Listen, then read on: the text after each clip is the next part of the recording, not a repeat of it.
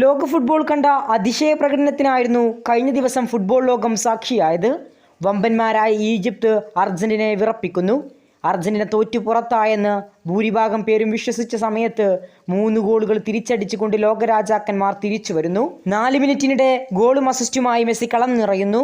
ലോക ചാമ്പ്യന്മാർ തിരിച്ചു വരുന്നു. ഫുട്ബോൾ ലോകത്തെ അതിശയിപ്പിച്ച രാത്രി. എന്നാൽ ഈ മത്സരം കഴിഞ്ഞതിന് ശേഷം ഈജിപ്ത് പരിശീലകൻ മത്സരം നിയന്ത്രിച്ച ഫ്രഞ്ച് റഫറിയായ ലെറ്റക്സിയറിനെതിരെ രംഗത്തെത്തുന്നു. പരസ്യമായിക്കൊണ്ട് തന്നെ ഈജിപ്തിന്റെ പരിശീലകനും അവരുടെ പ്ലെയറായ സീക്കോയും രംഗത്തെത്തുകയായിരുന്നു.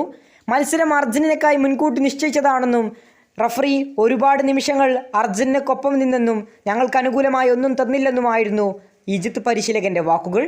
ഈ സംഭവം പെട്ടെന്നാണ് സോഷ്യൽ മീഡിയയിൽ ആളിക്കത്തിയത്. വലിയ ചർച്ചകളാണ് മത്സരശേഷവും സോഷ്യൽ മീഡിയയിൽ നടന്നുകൊണ്ടേയിരിക്കുന്നത്.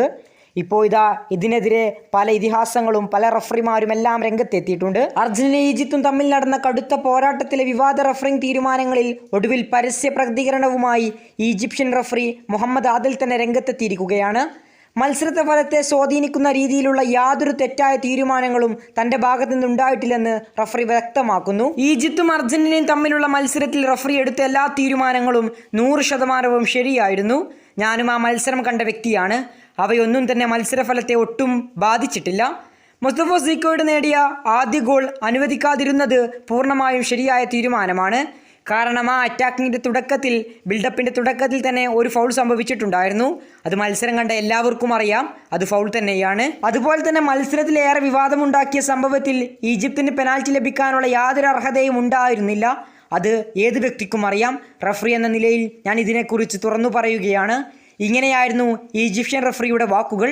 ഒടുവിൽ ഈജിപ്തിൽ നിന്ന് തന്നെ ഇതിനെക്കുറിച്ച് ഇപ്പോൾ പരസ്യമായി പ്രതികരണം വന്നിരിക്കുകയാണ്. കൂടുതൽ ഫുട്ബോൾ വാർത്തകൾക്കും വേൾഡ് കപ്പ് വിശേഷങ്ങൾക്കും വേണ്ടി ചാനൽ ഇപ്പോൾ തന്നെ സബ്സ്ക്രൈബ് ചെയ്യുക.